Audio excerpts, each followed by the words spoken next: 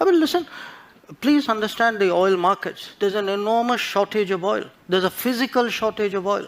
Getting access to oil is difficult.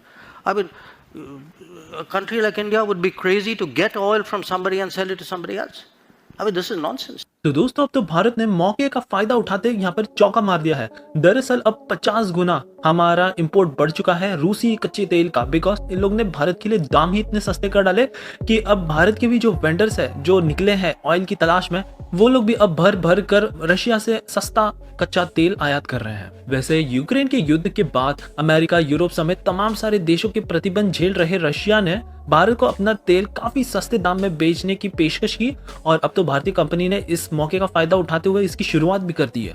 पूरी तरह से आंकड़ों के नजरिए से बात करें, सरकार ने यहाँ पर कहा है कि पहले हम इंपोर्ट करते थे मात्र 0.2%, बट अब जिस तरह से ये ग्लोबल डोमिनेशन ज्यादा बढ़ रहा है और हमारे पास ऑयल के सोर्सेस काफी कम है, सो इन सबको ध्यान रखते हुए और साथ ही में रशिया ने भी इतना बड़ा फायदा दिया है भारत को, सो ये 0.2 से सीधा अब 10% हो चुका है। 50 गुना ये इंक्रीज हुआ है।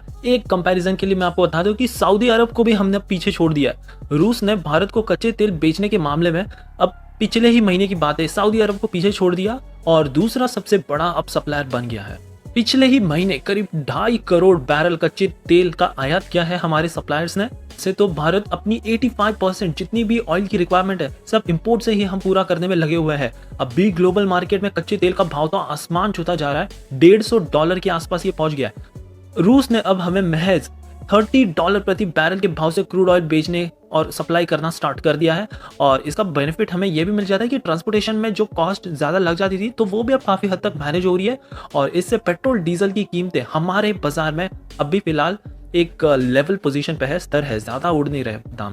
अब इसका काफ़ी वेस्टर्न कंट्रीज ने विरोध भी किया था कि क्यों हम इतना ऑयल खरीद रहे हैं रशिया से, हम सपोर्ट कर रहे हैं उनको, लेकिन इसका जवाब हमारे मिनिस्टर S. जयशंकर जी ने भी काफ़ी अच्छे से दिया।